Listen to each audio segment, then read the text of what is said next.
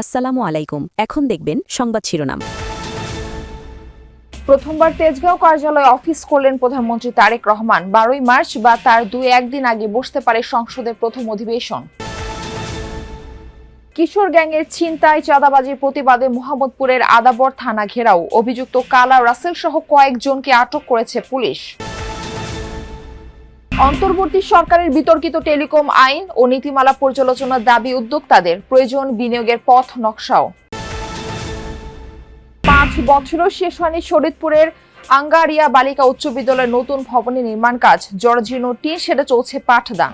এতক্ষণ শুনছিলেন সংবাদ শিরোনাম, এবারে শুনবেন বিস্তারিত। ঈদের আগে প্রতিশ্রুতি অনুযায়ী খতিব, ইমাম, মুয়াজ্জিন ও অন্যান্য ধর্মীয় গুরুদের সম্মানী এবং উৎসব ভাতা দেবে সরকার। শনিবার বিকেলে প্রধানমন্ত্রীর কার্যালয়ে আয়োজিত এক ব্রিফিংয়ে এই কথা জানান প্রধানমন্ত্রীর উপদেষ্টা ডক্টর মাহদি আমিন। এর আগে সকালে প্রথমবারের মতো প্রধানমন্ত্রীর কার্যালয়ে অফিস শুরু করেন তারেক রহমান। শনিবার ছুটির দিন সকালে প্রথমবার রাজধানীর তেজগাঁও কার্যালয়ে প্রধানমন্ত্রী তারেক রহমান।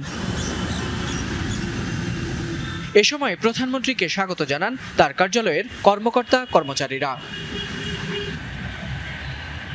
মূল ভবনে প্রবেশের আগে সাবেক প্রধানমন্ত্রী বেগম খালেদা জিয়া সরকারের সময় দায়িত্ব পালনকারী কর্মকর্তা কর্মচারীদের সঙ্গে কুশল বিনিময় করেন প্রধানমন্ত্রী তারেক রহমান। পরে কার্যালয় চত্বরে একটি স্বর্ণচাপা ফুলের চারা রোপণ করেন তিনি। শহীদ দিবস ও আন্তর্জাতিক মাতৃভাষা দিবস উপলক্ষে স্মারক ডাক টিকিট অবমুক্ত করেন প্রধানমন্ত্রী। দুপুরে নির্বাচনের আগে দেয়া প্রতিশ্রুতির বিষয়ে বিভিন্ন মন্ত্রণালয়ের সংশ্লিষ্টদের সাথে আলোচনা করেন তারেক রহমান। প্রধানমন্ত্রীর প্রথম দিনের পুরো কার্যক্রম তুলে ধরে বিকেলে সংবাদ সম্মেলন করেন প্রধানমন্ত্রীর প্রেস সচিব সালেহ শিবলি। জানান, নির্বাচনী প্রতিশ্রুতি বাস্তবায়নে বেশ কিছু নির্দেশনা দিয়েছেন তারেক রহমান। এই নির্বাচনের আগে বাংলাদেশের জনগণের জন্য উনি কি কাজ করবেন, দলের কি ম্যানিফেস্টো, বাংলাদেশের মানুষের জীবন মান উন্নয়নে ওনার কি কর্মসূচি, এই কর্মসূচি কিভাবে বাস্তবায়ন করা যায়, এই বিষয়গুলো নিয়ে উনি সারাক্ষণ কথা বলেছেন। এ সময় খতিব, ইমাম, মুয়াজ্জিন ও অন্যান্য ধর্মীয় গুরুদের সম্মানী প্রদানের বিষয়েও কথা বলেন প্রধানমন্ত্রীর উপদেষ্টা মাহদি আমিন। বিভিন্ন মসজিদের সম্মানিত খতিব সাহেব, সম্মানিত ইমাম সাহেব এবং সম্মানিত মুয়াজ্জিন সাহেব সহ অন্যান্য ধর্মের যারা রয়েছেন সেসব ধর্মগুরুদের জন্য আমাদের একটা প্রতিশ্রুতি ছিল যে মাসিক সম্মানী এবং উৎসব ভাতা প্রদান করা হবে, এবং মাননীয় প্রধানমন্ত্রীর নির্দেশে একটি সিদ্ধান্ত গৃহীত হয়েছে যে ইনশাআল্লাহ এই ঈদের আগেই আমরা এটি পর্যায়ক্রমে শুরুর যে প্রস্তুতি সেটি সম্পন্ন করে কিছু কিছু জায়গায় ইনশাআল্লাহ সম্মানিত খতিব সাহেবদের, ইমাম সাহেবদের এবং মুয়াজ্জিন সাহেবদেরকে একটি সম্মানী প্রদান করব ইনশাআল্লাহ। মেধার ভিত্তিতে বৈষম্যহীন কর্মসংস্থানের বিষয়ে আলোচনা হয়েছে জানিয়ে মাহদি আমিন আরো বলেন, শিগগিরই জনগণের সামনে দেওয়া প্রতিশ্রুতি অনুযায়ী সকল কার্যক্রম বাস্তবায়ন শুরু করবে সরকার। আমাদের মাননীয় প্রধানমন্ত্রীর নেতৃত্বে আমাদের প্রতিশ্রুতিগুলো বাস্তবায়ন করা শুরু করবে ইনশাআল্লাহ।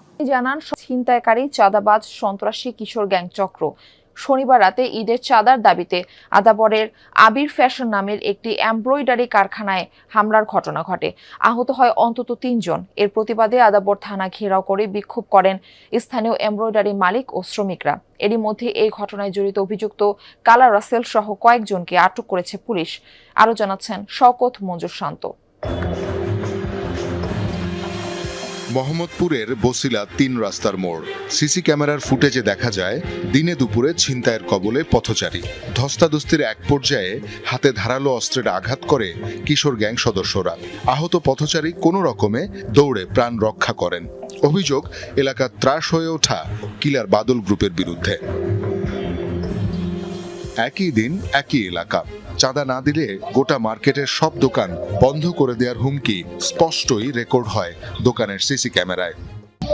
বন্ধ থাকবো কালকের থেকে, পুরো মার্কেট, পুরো বিল্ডিং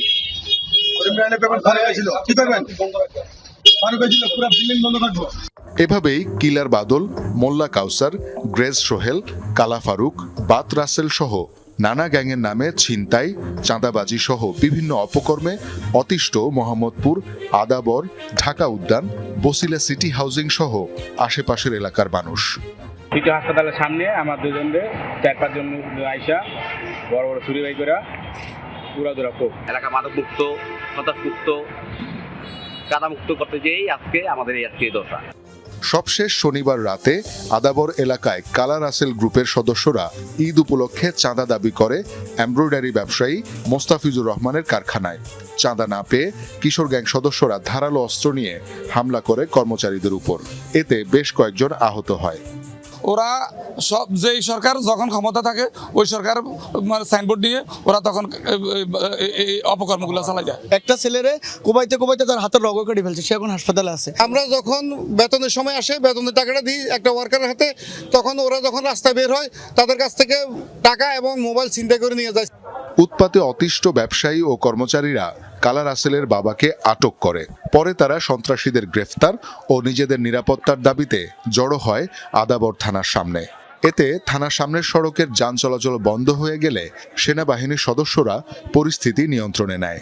তার বাবাকে পুলিশ ধরে নিয়ে আসছে, পুলিশ ইন্টিগ্রেশন আছে, কথা বলতেছে, ঠিক আছে।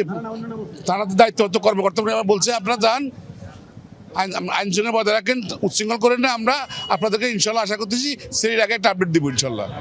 এ ঘটনায় মামলা হয়েছে, আটক করা হয়েছে কালা রাসেলকে। পুলিশ জানায় পরবর্তী সরকারের বিতর্কিত টেলিকম আইন ও নীতিমালা পর্যালোচনা করাই হবে নতুন সরকারের জন্য বড় চ্যালেঞ্জ। উদ্যোক্তারা মনে করেন টেলিকম খাতে দ্রুত শৃঙ্খলা ফিরিয়ে আনা দরকার। ডিজিটাল সার্বভৌমত্ব গড়ে তুলতে সহায়ক নীতি চান সংশ্লিষ্টরা। বলছেন বিনিয়োগের পথ নকশাও প্রয়োজন।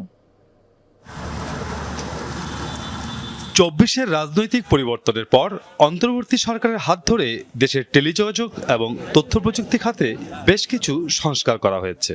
এর আওতায় টেলিযোগাযোগ খাতের আইন ও লাইসেন্সিং ব্যবস্থা এসেছে বড় পরিবর্তন। টেলিকম খাতে নতুন নীতিমালা এবং বিধিবিধান বিশেষ অপারেটর এবং সুনির্দিষ্ট কিছু প্রতিষ্ঠানের জন্য বিশেষ সুবিধার পথ উন্মোচন করেছে বলে মনে করেন প্রযুক্তিবিদরা। তাদের অভিমত, তাড়াহুড়ো করে আইন ও নীতি পরিবর্তন করায় এ খাতে বিশৃঙ্খলা বিরাজ করছে। পলিসিটা রিভিউ হয়ে গেলে আমরা দেখব যে তখন টেলিকম আইনে কোথায় কোথায় পরিবর্তনগুলো প্রয়োজন, সেই পরিবর্তনের পার্সপেক্টিভ থেকে তখন গাইডলাইন এবং কনসালটেশনের মাধ্যমে অন্যান্য বিষয়গুলো আসবে। ইন্টারিম গভর্নমেন্টের সময় আমরা যেটা দেখেছি, তাড়াহুড়ো করে আইনটা পরিবর্তন হয়েছে, সেখানে সমসাময়িক যেসব বিষয়গুলো আসা উচিত ছিল সেগুলো আসেনি। গত ১.৫ বছরে ক্ষুদ্র ও মাঝারি উদ্যোক্তাদের বাণিজ্য সম্প্রসারণের পথ সংকুচিত হয়েছে এমন অভিযোগ উঠেছে। লাইসেন্সিং নীতিমালায় বিতর্কিত বিধিবিধানের বিষয়ে উদ্যোক্তারা আপত্তি তুললেও তাতে গা করেনি বিদায়ী সরকার। নতুন সরকারের কাছে তাই দীর্ঘমেয়াদী বিনিয়োগের পথনকশা চান তারা, যেগুলো আবার নতুন করে রিভিউ করা উচিত। নতুন সরকার যারা আসছেন ওনাদেরকে কমিটমেন্ট দিতে হবে যে এই পলিসিটা আগামী ১৫ বছর ২০ বছরের জন্য বহাল থাকবে। সেই ক্ষেত্রে আমরা যারা ইনভেস্টর আছি কিংবা আমরা যারা এখন পর্যন্ত এই ব্যবসা পরিচালনা করে আসছি